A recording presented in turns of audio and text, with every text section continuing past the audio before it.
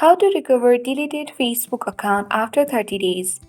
Suppose if you deleted your Facebook account but it has passed or crossed 30 days and your account has been deleted permanently, then in order to recover that deleted Facebook account permanently, you have to simply open any browser according to your preference.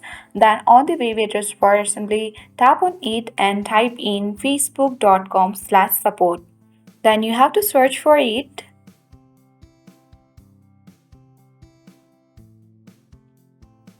So let's tap on this arrow at the top left and come back from this page.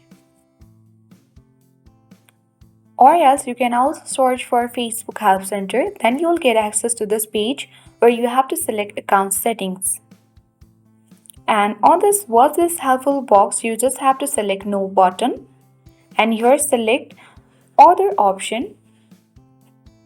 Now on this description box, you have to describe the issue that you have deleted your Facebook account but you forgot to recover your Facebook account before 30 days, which deleted your Facebook account permanently. So you can simply um, ask for help to recover that deleted permanently Facebook account to the Facebook team, and after that you can tap on this submit button at the bottom of the screen. And once you